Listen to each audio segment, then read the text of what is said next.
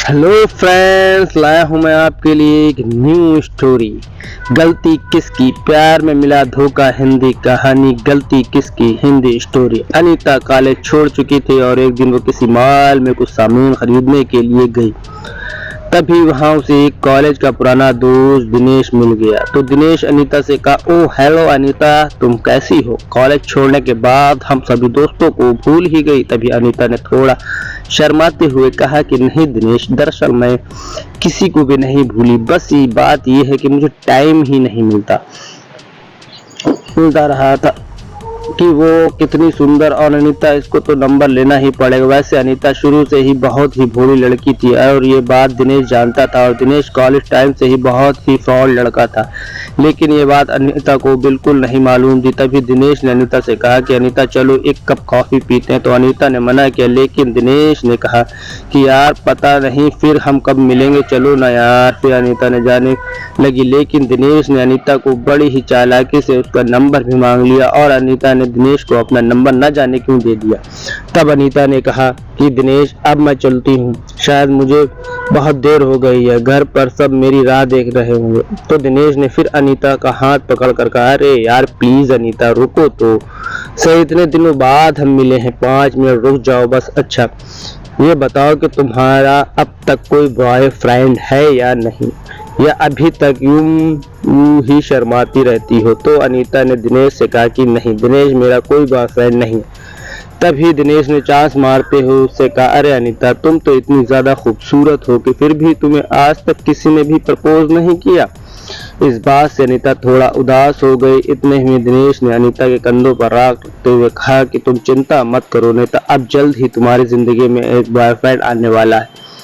अंदर कोई करंट सा लगा हो, लेकिन शायद वो दिनेश की आंखों में उसका फ्रॉडपन बिल्कुल भी नहीं देख पाई और वो दिनेश का हाथ अपने हाथ पर से भी नहीं हटा पाई। तभी दिनेश ने अनीता को उसके साथ एक सेल्फी लेने के लिए कहा, लेकिन न जाने अनीता उनको मना क्यों नहीं कर पा रही थी। शायद दिनेश उसके भोलेपन का फायदा उठा रहा था।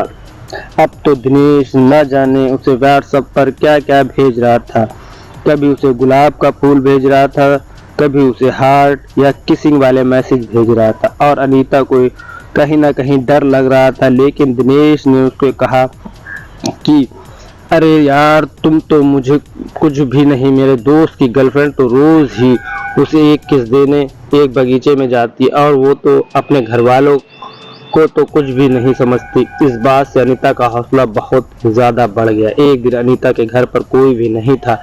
इस बात का दिनेश को पता लग गया तो वह अचानक ही उसके घर पर आ गया। इस बात से अनीता बहुत ही डर गई, लेकिन वो तो जबरदस्ती ही अनीता के घर में बैठ गया और उसके यहाँ वहाँ हाथ लगाने लगा। और जब अनीता ने उसे रोकना चाहा तो दिनेश ने उसे आई लव यू कह दिया।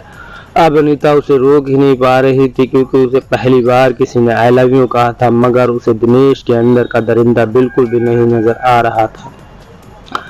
अब दिनेश को अनीता ने जाने को कहा, लेकिन दिनेश बदले में उसे एक किस मांगने लगा और उसने उसकी न जाने कितनी किस ले ली, और किस लेते समय उसने उसके साथ एक सेल्फी भी ले ली, फिर वहां से चला गया। अब अनीता को बहुत ज्यादा डर लग रहा था, लेकिन उसने दिनेश के बारे में अपने घर वालों से कुछ भी नहीं बताया। अब दिनेश पूरे दिन ही अनीता से फोन पर बात करता रहता था। एक बार दिनेश ने अनीता को एक होटल में आने को कहा, लेकिन अनीता ने उसे कहा कि दिनेश तुम मुझसे एक बार शादी कर लो, फिर चाहे तुम मुझे कहीं पर भी घुमाने ले चलो। लेकिन फिर दिनेश ने जिद करते हुए कहा कि नहीं अनीता, मैं तुमसे बहुत प्यार करता हूँ और फिर एक दिन शादी भी कर ही लूँगा, तो फिर तुम्हें सिर्फ एक बार होटल में मेरे साथ चलने में क्या हर्ज है।